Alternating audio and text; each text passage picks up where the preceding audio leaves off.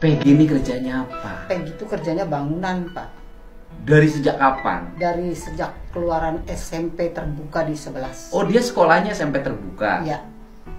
Kenapa nggak nerusin SMP biasa? Nggak bisa punya biaya, Pak. Sedangkan itu si Peggy ditinggal sama bapaknya tuh dari kelas 6 SD. Oh, Kalian ngerasa juga nggak? Baru kali ini saya kasihan sama seorang pelaku. Ini fitnah, saya rela mati. Kok bisa ya? Ini dia. Jadi masih baru banget nih, masih hangat pihak kepolisian menggelar konferensi pers di mana Peggy Setiawan ditunjukkan di sana. Tapi yang aneh di sini, Peggy Setiawan terlihat begitu pede dan beberapa kali menatap kamera. Ini fitnah, saya rela mati. Cuy, plot twist gak sih ini? Ternyata Peggy atau Perong atau Peggy Setiawan yang selama ini kita cari sampai bertahun-tahun lamanya, ternyata berprofesi sebagai kuli bangunan yang terlahir dari keluarga biasa-biasa saja. Ya bukan maksud merendahkan profesi atau status sosial ya. Saya bersumpah, saya sampai begitu. Belum pernah saya seumur umur sampai mengeluarkan kalimat seperti ini. Saya bersumpah, kalau Polri secara sungguh-sungguh melakukan eksaminasi ke titik hulu, Polri, khususnya Polda Jabar, perlu didampingi secara ketat oleh Kompolnas. Hakim tunggal yang bekerja di pengadilan negeri juga perlu ditempel secara ketat oleh Komisi Yudisial. Guna mereview kerja saintifik mereka, lalu menyampaikan hasilnya kepada publik dan menindaklanjutinya sesuai dengan temuan. Saya bersumpah saya akan jadi orang pertama yang akan memberikan apresiasi untuk institusi Polri.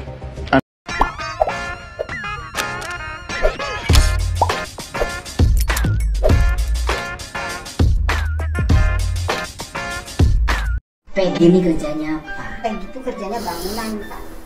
Dari sejak kapan? Dari sejak keluaran SMP terbuka di 11. Oh, dia sekolahnya SMP terbuka? Iya. Kenapa nggak nerusin SMP biasa? Nggak bisa punya biaya, Pak. Sedangkan itu si Peggy ditinggal sama bapaknya tuh dari kelas 6 SD. Oh, Peggy itu bapaknya berbeda dengan sekarang suami Ya, ibu? sama. Satu Peggy, Lucy, Hamel. Satu bapaknya. Kok ditinggal? Ya, Oh, ibu sama suami pisah? pisah. Jadi kan Peggy anak pertama tuh, kelas 6 SD. Udah punya adik-adik. Nah, mau SMP, terus Peggy-nya tuh bapaknya pergi ke Bandung. Ngomongnya mau cari kerja. Nggak balik lagi? Nggak balik selama 3 tahun. Kenapa sih laki-laki suka begitu? Nggak tahu. Ninggalin istri, Iya. ninggalin anak pergi. Tinggal anak 4. Jadi Peggy sekolah sampai SMA. Akhirnya SMP ibu terbuka, nggak Pak. mampu biayai Peggy. Ya. Tapi adik-adiknya bisa. Alhamdulillah dibiayain sama Peggy. Oh, Sekolah. keren Dan dong. Peggy itu SMP terbuka, SMP pun tidak full ke sekolah, Pak. Cuman hanya ujian berangkat gitu aja. SMP-nya SMP terbuka ya Ya. nggak apa-apa. Ujian berangkat yang penting tamat SMP. Tapi Nah, Peggy ini kemudian kerja kuli bangunan. Iya. Dari kuli bangunan Peggy biayain adik-adiknya. ya, Anak baik dong. makanya ada kasus kayak gini saya tuh kaget, orang sedangkan Peggy aja waktu kejadian itu nggak ada di sini.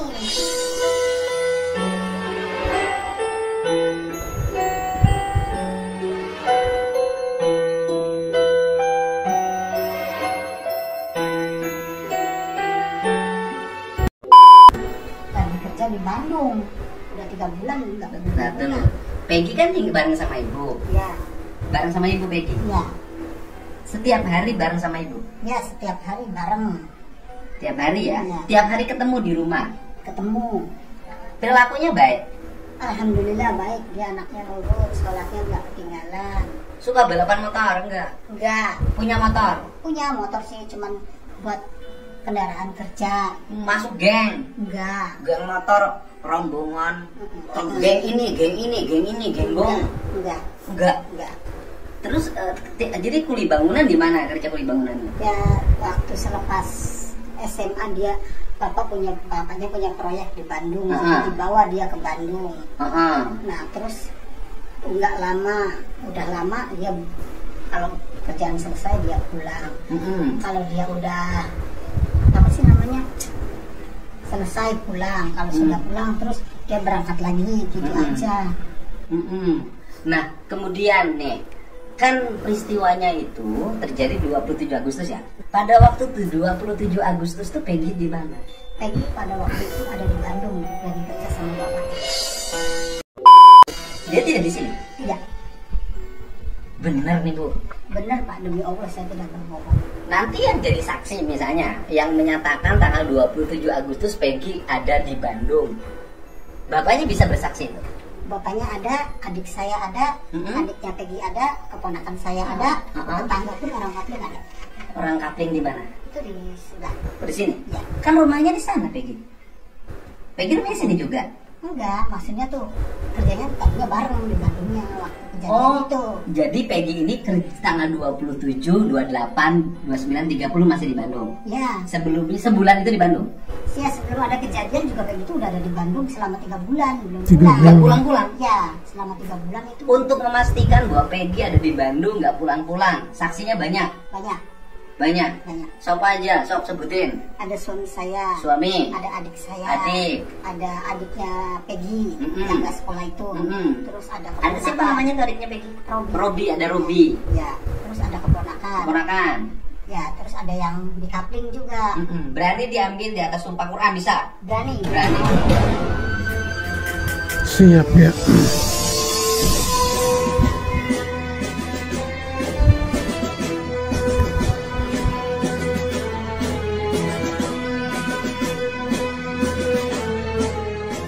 Nah kemudian Peggy kenal nggak sama 8 yang sudah diponis?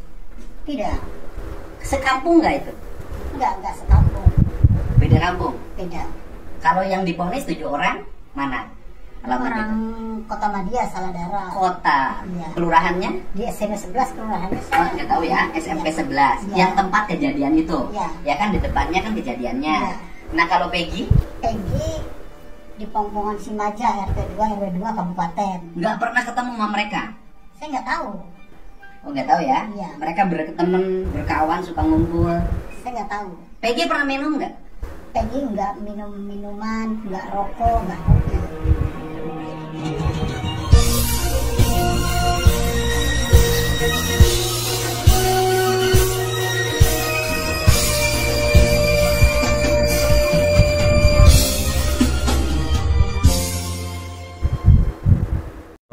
Kalian ngerasa juga nggak? Baru kali ini saya kasihan sama seorang pelaku. Saya nggak mati. Kok bisa ya? Ini. Jadi masih baru banget nih, masih hangat. Pihak kepolisian menggelar konferensi pers, di mana Peggy Setiawan ditunjukkan di sana. Tapi yang aneh di sini, Peggy Setiawan terlihat begitu pede dan beberapa kali menatap kamera. Saya nggak mati. Dan mungkin dari situ ya, firasat rasa kasihan saya itu muncul ketika melihat wajah si Peggy Setiawan ini. Meskipun ini kondisinya masih 50-50 ya, ada kemungkinan juga hal lain bisa terjadi atau fakta yang belum kita ketahui. Belum lagi ketika melihat ibunya si Peggy Setiawan ini nangis guys, itu tambah kasihan banget. Ini terlepas dari pro dan kontra yang ada. Yang pertama dilihat dari segi ekspresinya, kemudian yang kedua dilihat dari statusnya Peggy Setiawan ini di Facebook. Peggy Setiawan itu udah OTW sejak tanggal 12 Agustus dan kejadian itu terjadi pada 27 Agustus. Dan yang lebih membingungkan lagi, saya baru saja melihat sebuah statement. Tersangka atau DPO adalah 1 bukan 3. Jadi semua tersangka jumlahnya 9 bukan 11. Tapi gimana menurut kalian? Cuy, plot twist gak sih ini? Ternyata Peggy atau Perong atau Peggy Setiawan yang selama ini kita cari sampai bertahun-tahun lamanya, ternyata berprofesi sebagai kuli bangunan yang terlahir dari keluarga biasa-biasa saja. Ya bukan maksud merendahkan profesi atau status sosial ya. Cuman kan di bayangan kita atau kalau kita lihat nih di film-film, yang namanya DPO atau buronan sampai bertahun-tahun, apalagi sampai 8 tahun lamanya gitu, biasanya punya kemampuan gonta-ganti wajah nggak sih? Kan gitu biasanya ya. Atau yang punya kemampuan pindah-pindah tempat tinggal, bahkan sampai pindah antar negara gitu. Tapi kalau ini, aduh, kayak kuli bangunan yang terlahir dari keluarga biasa dan tinggalnya di Bandung. Tapi bisa sampai 8 tahun gitu. Aduh. Ya di sisi lain pun saya gak percaya kalau pihak kepolisian itu nangkap asal-asalan, gak mungkin banget. Pasti mereka melakukan analisa dulu, ngumpulin data-data dulu, dan terbukti Peggy yang tertangkap kemarin itu beredar foto-fotonya satu frame atau foto lamanya itu, dan itu kan mungkin jadi salah satu bukti kalau si Peggy yang tertangkap ini adalah bagian dari mereka gitu loh. Ya entah benar atau tidak foto itu, tapi sekarang sudah beredar. Menurut kalian gimana sih ini ya? Aduh, jadi pusing. Mending makan inilah ya. Ini adalah jajanan dari jajanan lokal ini yang disebut cilor gitu loh kalau di sini. Enak. Daripada kita mikirin kasus ini terus kan, mending kita makan dulu, sarapan dulu. Sambil menunggu nanti kejelasan informasi dari Humas Polda Jabar Pak Surawan. Beliau akan memberikan keterangan nanti, katanya setransparan mungkin itu.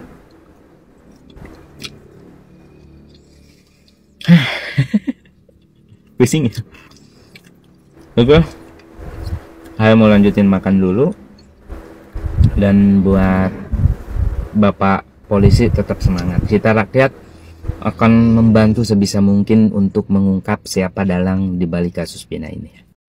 Ma, jika saya tidak berumur panjang, mohon maafkan saya ikhlas, ucap Peggy di depan ibunya yang terisak tangis memeluknya. Entah berapa kali Peggy menyebutkan bahwa dirinya bukanlah pelaku pembunuhan Vina. Bahkan saat di konferensi pers, gestur dan sorot matanya seolah berbicara bahwa semuanya bohong.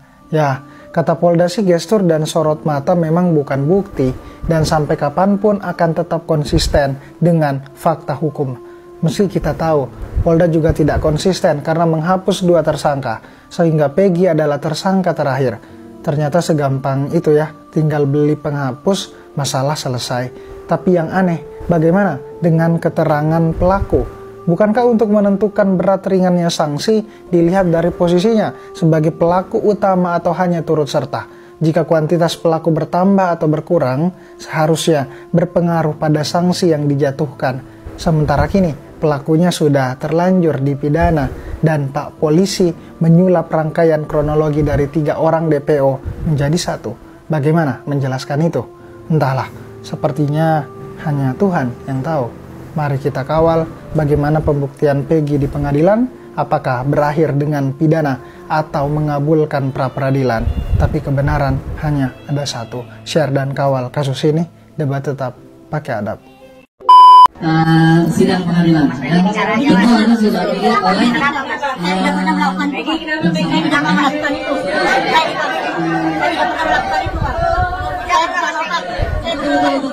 agar terpilih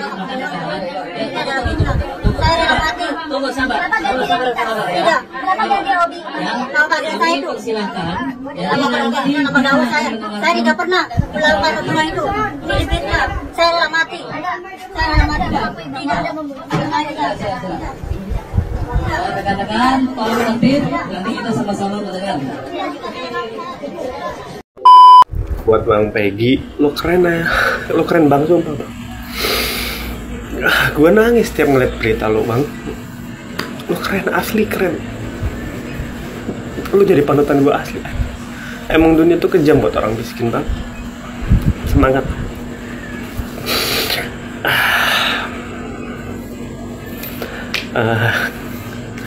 Semoga keadilan bisa ditemukan buat lo Bang.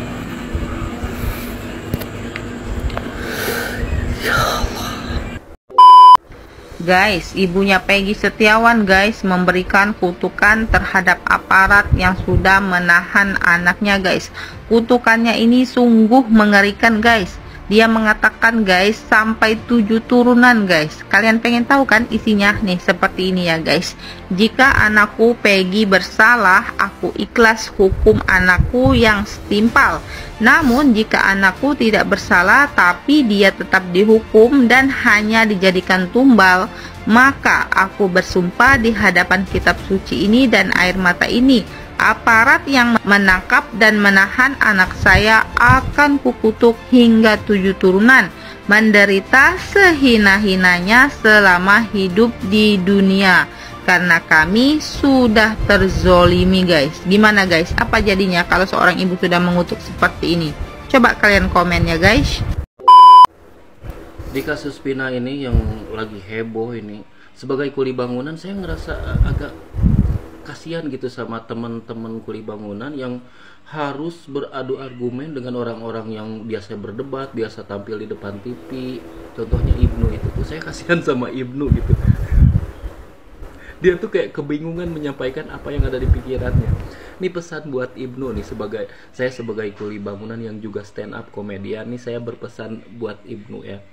Kalau misalnya ketemu lagi harus berdebat dengan orang-orang pintar itu, santai, bawa bercanda. Dua itu ya rumusnya, bawa santai, bawa bercanda. Kalau misalnya nanti ada yang bilang lagi, saya tidak percaya 1000% omongan kamu, tinggal bilang gini aja, Nu, ya Pak, nggak apa-apa, saya juga 1000% tidak peduli omongan Bapak. Gitu ya. Gitu ya. Terus misalnya nih, biasanya ada yang nakut-nakutin karena kita dianggap bodoh, kita dianggap orang kecil. Biasanya ada yang nakut-nakutin kayak gini nih, Nu, awas hati-hati kalau berbohong, kesaksian palsu 9 tahun penjara. Nah, jawabannya tinggal gini aja, Nu. Santai Pak, udah dikasih tahu sama Pak Tony itu mah Pak. Santai.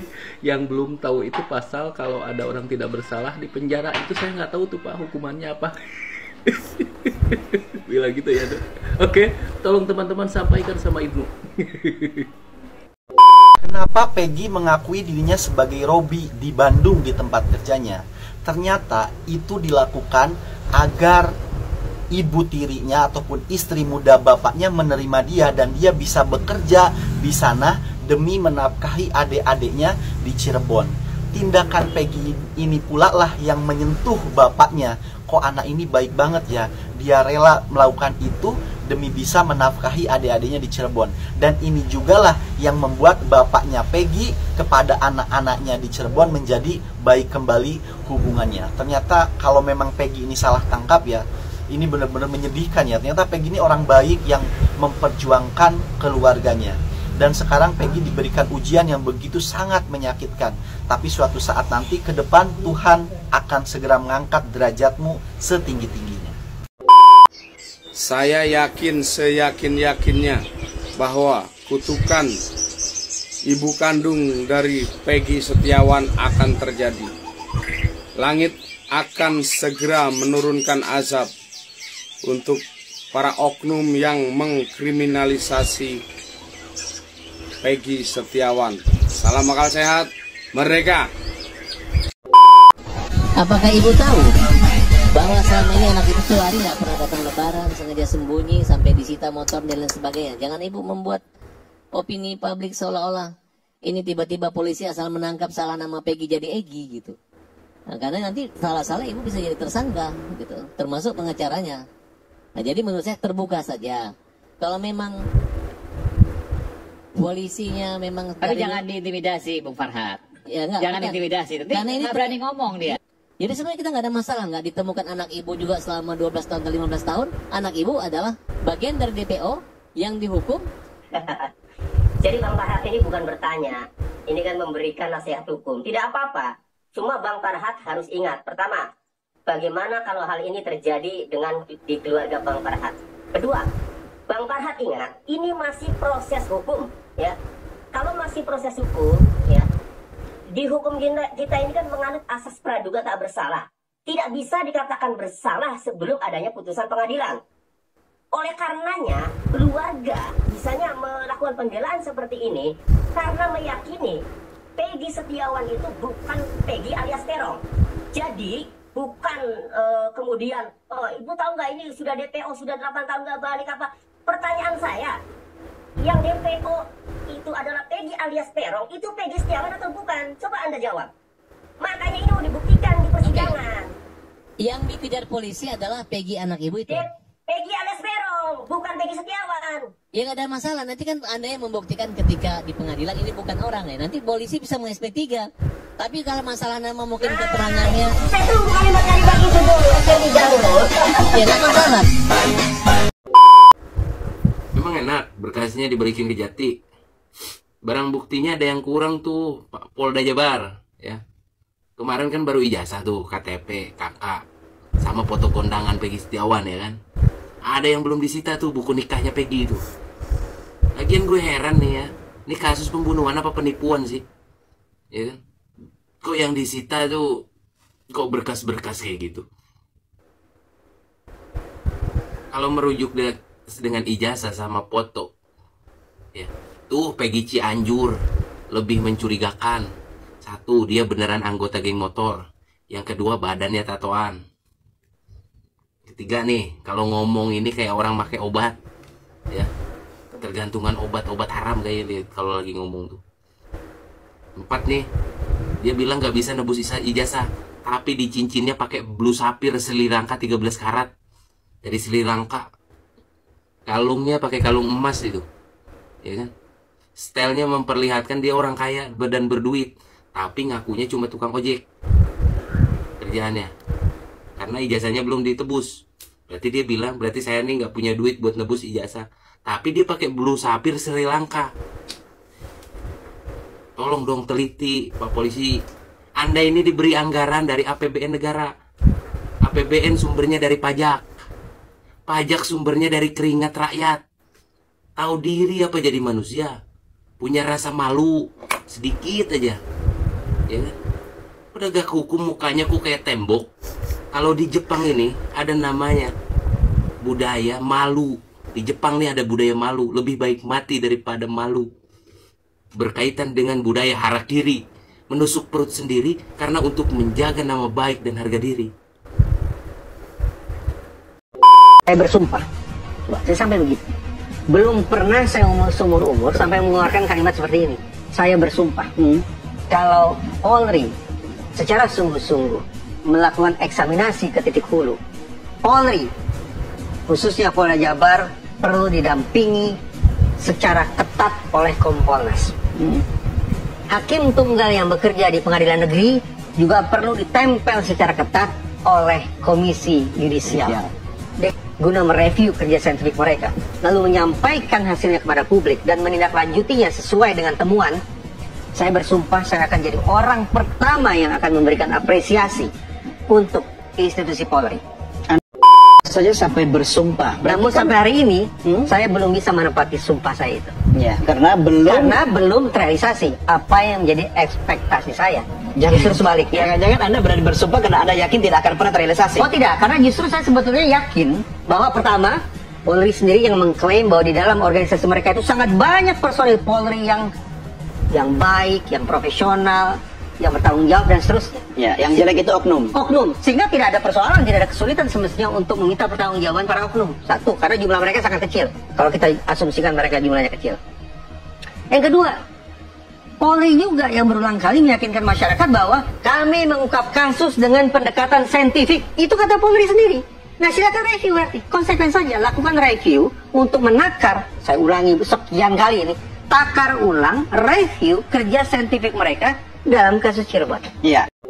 Kalau mengutip statement Kapolri yang tadi Anda katakan, ya soal bagaimana direview secara saintifik, bukankah itu sebenarnya pernyataan Kapolri yang dengan bahasa obrolan warung mengatakan bahwa anak buah gue sebenarnya nggak kompeten ini pada waktu kasus ini gitu. Jadi ini buka borok sendiri nih, sementara Kadif Humasnya berkata profesional, kehati-hatian dan tidak ada kepentingan tertentu. Ya. Simpulan, memang di samping kerja-kerja penegakan hukum mengurai kembali benang kusut kasus pidana ini, komunikasi Polri baik itu ke publik maupun sesama mereka sendiri harus betul-betul dibenahi. Ya. Kalau tidak, dari hari ke hari tampaknya kepercayaan kita akan kian terdegradasi. Ya. Harusnya ada upaya komunikasi krisis, yang terjadi malah makin krisis ya. Kadang-kadang muncul ekspresi-ekspresi barangkali untuk mencairkan suasana, tetapi tidak begitu pada tempatnya. Yang tempo-tempo saya lihat ditampilkan oleh teman-teman di Humas. Mudah-mudahan itu juga bisa menjadi koreksi untuk menunjukkan bahwa ya kita sungguh-sungguh kita punya keseriusan untuk menguraikan benang kusut ke belakang dan memastikan jalan ke depan lempeng daripada yang kemudian banyak diperguncingkan oleh masyarakat. Ya, ada waktu kurang lebih 1 minggu sampai tanggal 1 Juli 2024. Dalam beberapa hari bisa saja ada hal-hal yang terjadi. apa yang akan terjadi ketika kemudian polisi memang sengaja mengulur waktu sehingga nanti P21 sehingga langsung masuk pada sidang perkara, atau? Saya akan menggunakan kalimat positif ya. Jadi saya tidak sedang menyusun redaksional kalimat dengan penuh prasangka, tidak. Tapi kalimat yang positif, dukungan yang konstruktif, bahwa untuk memastikan bahwa proses penegakan hukum ini bisa berlangsung secara tanda petik sempurna, seluruh alat negara perlu hadir.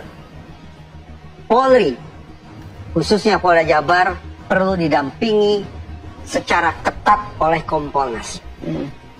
Hakim tunggal yang bekerja di pengadilan negeri juga perlu ditempel secara ketat oleh Komisi Yudisial.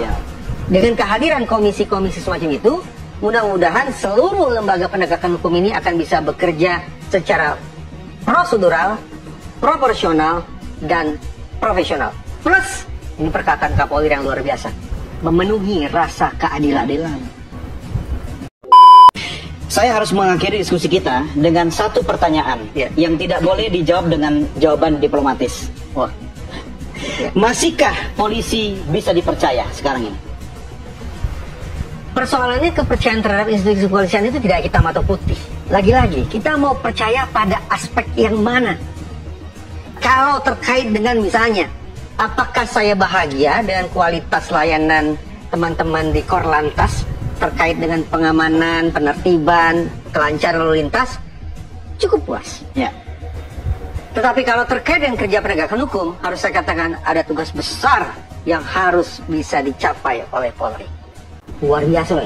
Ini beyond bahasa-bahasa normatif, memenuhi rasa keadilan. Artinya, sungguh-sungguh merupakan kewajiban yang tak bisa dielakkan oleh seluruh personil Polri, terutama di Polda Jabar dalam kasus ini, adalah membaca ekspektasi masyarakat, membaca dahaga para terpidana dan keluarga mereka akan keadilan. Kan gampang saja kalau Kapolri tinggal perintahkan anak buahnya, kenapa harus statement keluar seperti itu? Bagian dari strategi komunikasi krisis kah? Kadang begini, menjelang akhir, kepaduan itu agak berkurang. Sudah mulai kekompakan itu mulai agak berkurang. Ketika ada tanda-tanda gerbong mulai berjalan, penumpang seorang sibuk mencari kursinya masing-masing. Mudah-mudahan ini ilustrasi fiktif belaka yang tidak akan menjadi kenyataan. Kita sedang tidak membahas Titanic yang karam itu kan. Kemudian semua orang berlompatan berlarian. SDM kan selamatkan diri masing-masing. Mudah-mudahan tidak begitu kan. Akhirnya Kapolrinya pun juga ditinggalkan begitu. Menjadi kesepian. Tapi mudah-mudahan ini hanya sebuah ilustrasi fiktif belaka.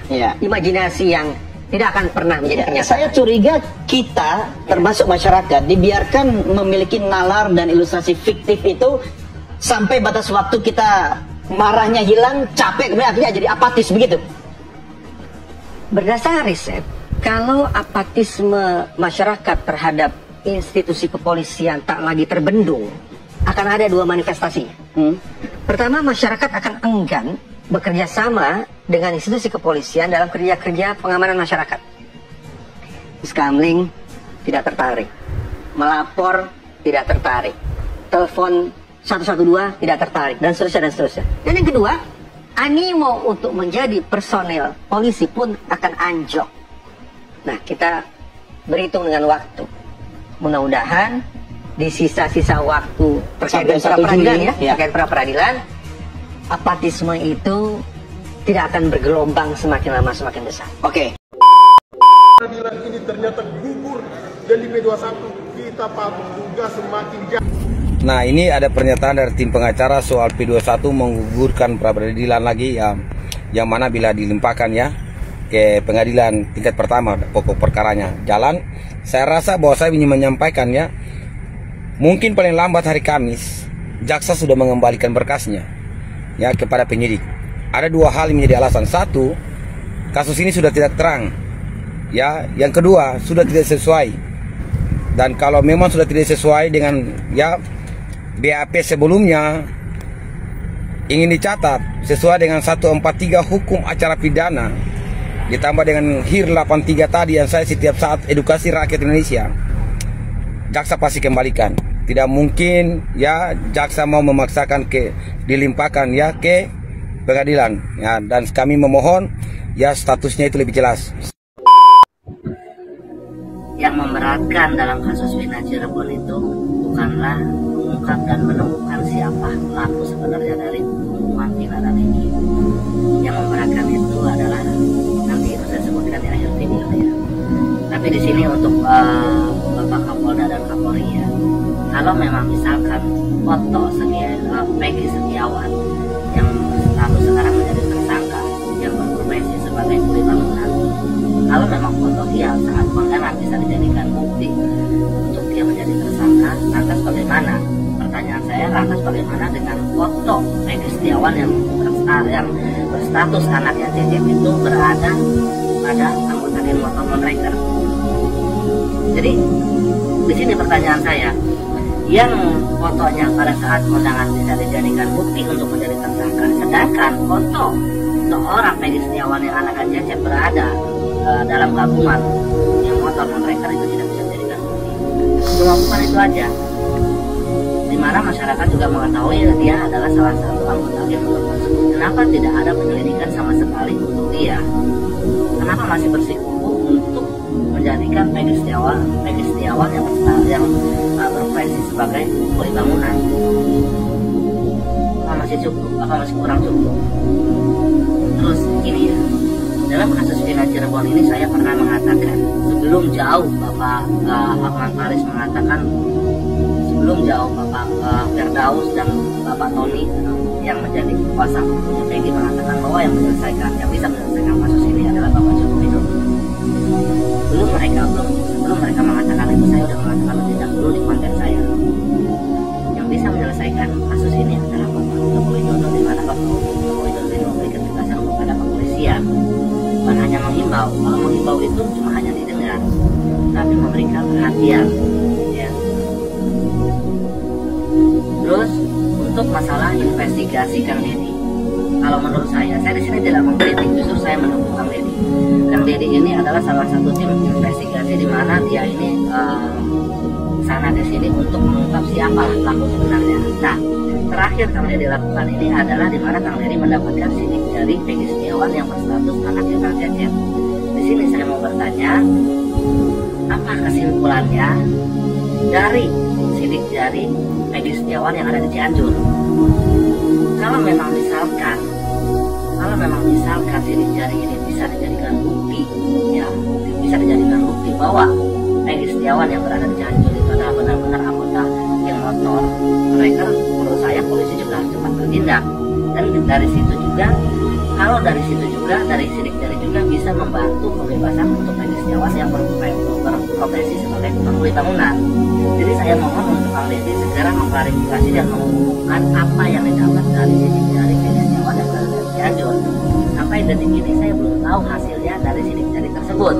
Karena di sini banyak yang berasumsi dari Kang Deddy meminta sidik jari dari jaket, dari cincin, dari segala macam. Saya dari situ saya mengabaikan, bukan saya tidak percaya, tapi di sini saya minta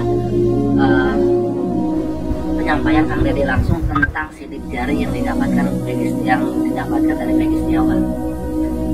Oke, di sini yang memberatkan untuk masalah kasus Vina Cirebon ini adalah bukan mencari siapa pelakunya, siapa pembunuh yang sebenarnya, dan siapa Peggy Peron yang sebenarnya. Bukan itu yang menyulitkan. Tapi di sini menyulitkan adalah di mana menghilangkan rasa malu dan rasa takut. Apa rasa malu itu? Rasa malu ketika memang benar-benar ini kepolisian tahu salah tangkap, ketahuan salah tangkap, pasti polisi ini udah tidak punya reputasi lagi di mata masyarakat. Jadi dengan cara apapun pasti pihak kepolisian ini akan mempertaruhkan reputasinya bagaimana tidak malu lagi dengan masyarakat, karena lagi-lagi kejadian salah tangkap dan ini bukan pertama kalinya di Indonesia. Itu rasa malu. Apa rasa takutnya?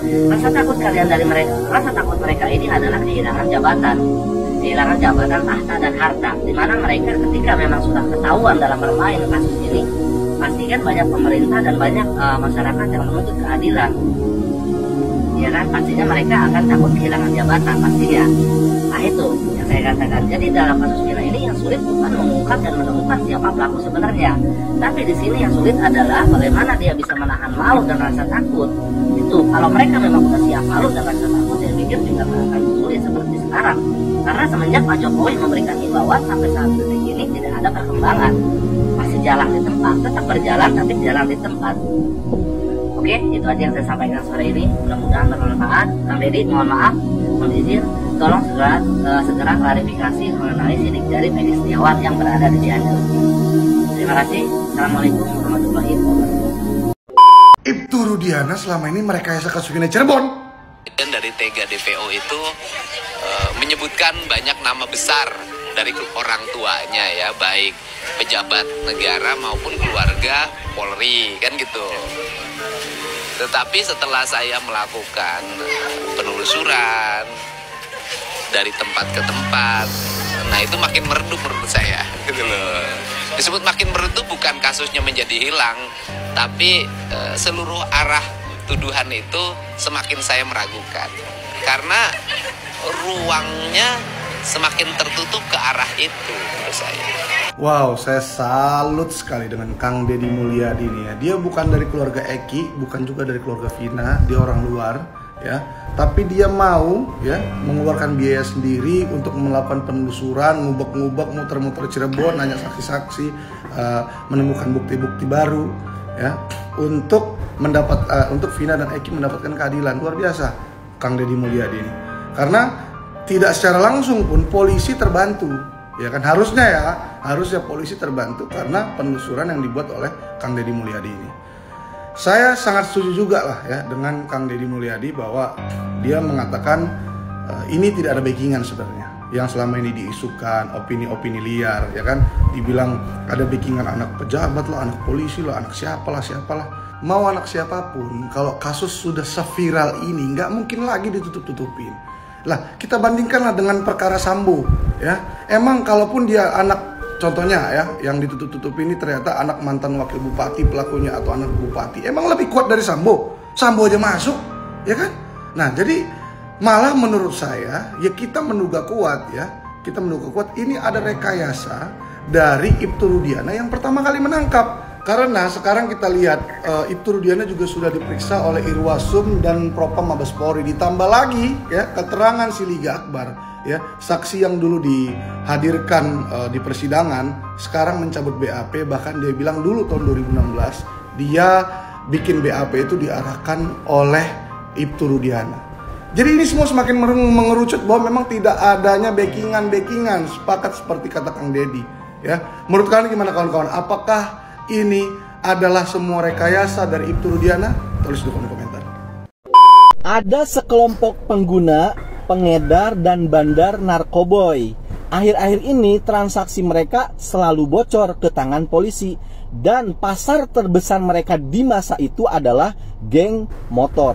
Nah, mereka mencurigai kenapa ini selalu bocor transaksinya. Mereka mencurigai satu anak inisial E, yang kebetulan bapaknya si E ini berdinas di reserse narkoba. Dan kebetulan juga si E ini anggota dari geng motor yang menjadi pasar terbesar mereka. Maka dieksekusilah si E ini sebagai ajang balas dendam, juga sebagai untuk mengamankan transaksi mereka di dunia narkoboy. Tapi apesnya si V lagi ikut sama si E.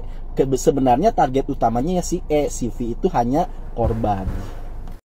Ternyata Ibtu Rudiana lah yang menumbalkan anaknya demi jabatan dan bisnis narkoboy dengan sang jenderal. Dan Ibtu Rudiana sudah ditangkap semalam. Itu hoax jahat sekali untuk yang pertama. Ibtu Rudiana itu masih menjalani pemeriksaan. Itu saja. Jadi gini ya, dengarkan sampai selesai biar kalian paham. Tidak ada satupun ayah yang rela anaknya meninggal begitu saja. Sehingga Pak Ibtu Rudiana pada waktu itu mencari para pelaku sehingga mendapatkan 7 tersangka yang sudah menjalani tahanan saat ini. Bukan dari insting saja ya, tapi dari beberapa saksi yang sudah dibuat oleh sang maestro. Paham? Di sini Ibtu Rudiana itu diperiksa untuk mengetahui bahwa dia itu melakukan pelanggaran kode etik atau tidak dalam proses penangkapan waktu itu. Banyak spekulasi juga bermunculan sekarang bahwa apakah benar itu tuh diawali dari kasus narkoboy di tahun 2016? Apakah itu benar? Ada 2 hal yang membuat itu terjadi. Yang pertama adalah ya tentang narkoboy, karena beliau susah sekali diajak kompromi di awal, sehingga terjadilah informasi dan segala macam, sharing informasi sampai ada penangkapan kapal tersebut. Tapi itu bukan hasil kerja Pak Ibtu Rudiana ya, karena Pak Ibtu Rudiana itu levelnya dulu masih agak di bawah, jadi bukan dia gitu. Yang kedua ya persaingan antara anak polisi sama anak polisi itu. Lalu kesalahan Pak Ibtu Rudiana di mana nih dari kasus ini? Kesalahannya dia adalah diam dan mengikuti alur cerita yang sudah dikarang oleh sang keluarga sang maestro. Ya, karena dia juga penuh tekanan, bingung sebenarnya. Jadi bukan kok dikasih jabatan segala macam, ya ada sedikit-sedikit itu, tapi ya bukan itu, karena ya susah gitu loh, dia serba salah. Jadi besok kalau sampai ada apa-apa dengan Ibu Rudiana atau akhirnya Ibu Rudiana bersalah total di kasus ini, dia sebagai tumbal saja, percaya saya. Karena tugas penjaga rumah, paham kan, adalah melindungi rumah besarnya. Lebih baik dia berkorban daripada rumah besarnya hancur berantakan, apalagi orang-orang dalamnya banyak yang terseret keluar. Biasanya seperti itu. Paham kan kalian rumah besar yang saya maksud itu apa? Paham kan? Dan kalau masih ada yang nanya, pelakunya siapa? Pelakunya siapa? Pelakunya siapa? Pengen tahu kalian kan? Satu, pelakunya kan sudah tertangkap satu kan sudah tertangkap. Dan si pelaku itu juga ada sedikit keistimewaan kan waktu itu kan? Ya kan? Itu salah satu pelaku ya maksud saya kan ya. Dan dia juga sudah dipindah lapas, beda dari yang 7 waktu itu. Dia sudah dibedakan lapasnya, dan di tahun 2017 itu sudah beda kan dia lapasnya kan. Setelah putusan tuh, udah nggak tahu. Ada yang tahu lapasnya dia di mana? Terakhir dia main sosmed tahun 2017, habis itu dimarahin sama sang maestro. Kalau kamu main sosmed, main aja, tapi jangan pakai akunmu, ganti akun yang lain. Dan kamu pakai nama yang lain juga. Seperti itu. Ada gosip keluar masuk nih dari lapas. Gosip ya. Keluar masuk dari lapas. Yakin dia masih di dalam lapas? Apa karena sekarang hot-hotnya lagi ini, viral-viralnya dia masuk lapas lagi belakangan ini? Kalian cari tahu aja sendiri. Banyak tuh pegawai lapas kan. Cari informasi dari mereka, gampang. Terus masalah tuduhan anak jenderal yang melakukan, terus anak ini, anak itu yang melakukan. Anak jenderal ngapain mengotorin tangan? Dia masih banyak kerucut-kerucut yang disuruh. Jadi bukan nggak perlu mengotori tangannya mereka, nggak perlu itu. Kasus Eki Vina Cirebon semakin menemui titik terang. Si EF dengan kesaksiannya telah banyak terbantah oleh si Per. Kemudian si Dede sekarang tidak ada penjelasannya. Liga Akbar mencabut BAP 2016. Dalam keterangannya, dia tidak melihat adanya pengejaran dan pelemparan. BAP-nya dicabut. Kemudian dia tidak mengenal Peggy Setiawan yang sekarang dijadikan tersangka. Semakin jelas bahwa ini adalah rekayasa kasus. Jadi, netizen, siapa yang paling bertanggung jawab di kasus Vina ini? Apakah ayah dari Eki? Apakah para oknum penyidik, oknum polisi penyidik, atau siapa yang paling bertanggung jawab atas rekayasa kasus ini?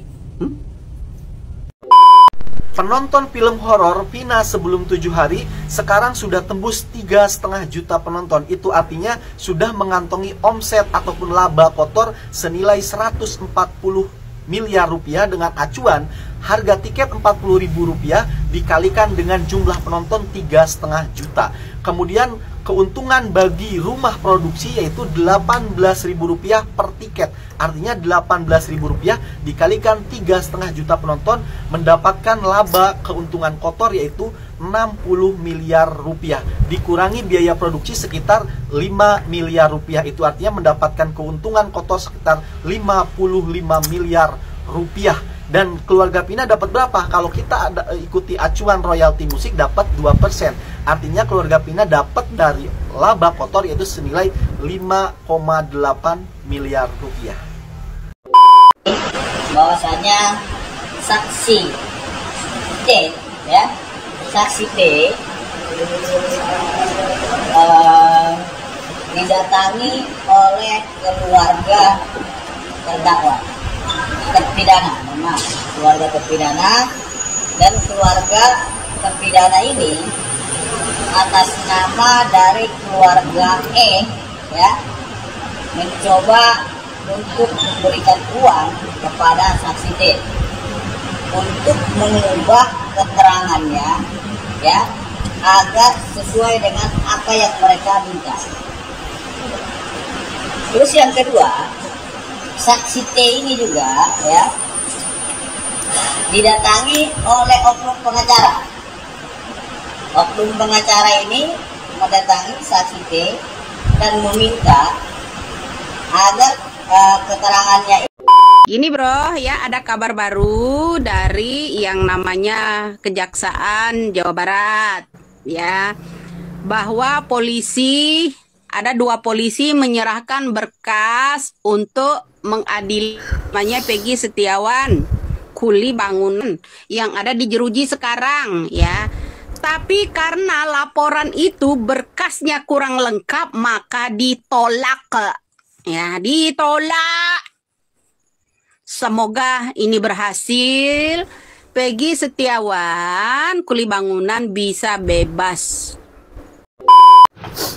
Jadi kemarin dari pihak kepolisian menyerahkan berkas Peggy Setiawan pelimpahan kejaksaan. Tapi jaksa setelah meneliti ya masih banyak kekurangan. Ternyata dipulangin sama Pak Jaksa.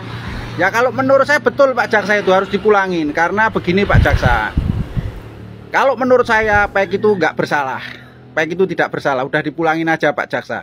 Daripada nanti menghukum orang yang belum tentu bersalah, itu dosanya sangat besar. Nanti takutnya menimpa anak cucu kita. Kita kan punya anak, punya cucu. Dia juga anak kita dan cucu kita itu kan butuh masa depan. Seandainya anak kita jadi begitu, dijadikan tersangka, gimana kita kan gitu loh. Mending kita pulangin aja. Pak Jaksa, Pak Hakim yang terhormat, pulangin saja.